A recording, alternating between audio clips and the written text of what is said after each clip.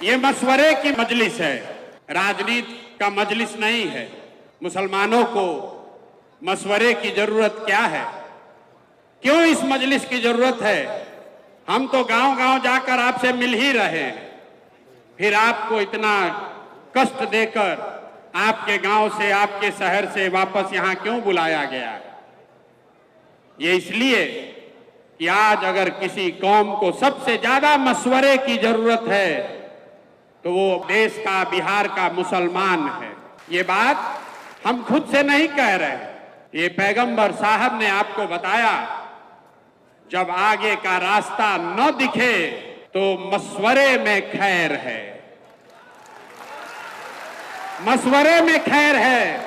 इसलिए आज आपको ये तकलीफ दी है, आपको यहां पर दावत दिया है, आपको बुलाया है।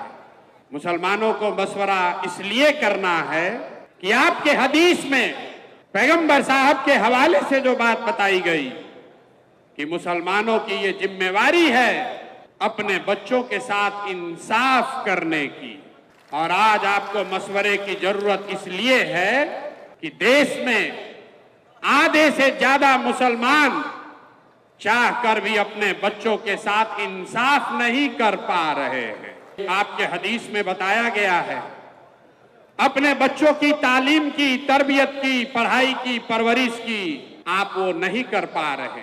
तो मशवरा इसलिए करना है कि इस व्यवस्था को कैसे सुधारा जाए ताकि मुसलमान होने के नाते आप अपने बच्चों के साथ इंसाफ कर सकें। ये मशवरे की जरूरत इसलिए है कि आपके कुरान की जो पहली आयत है, इकरा बिस्मे रब्बिल कल्लजी खलक, उसका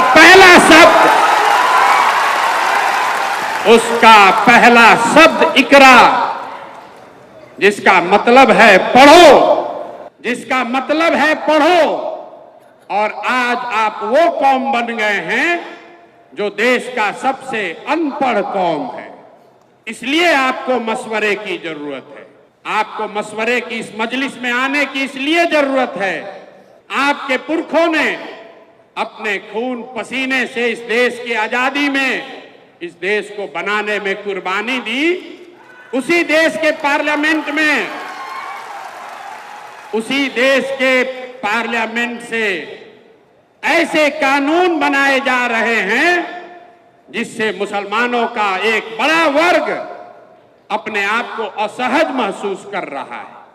उसी पार्लियामेंट से सीए एनआरसी का कानून बन गया, उसी पार्लियामेंट से वक्फ बोर्ड की नई कहानी लिखने की कोशिश की जा रही है।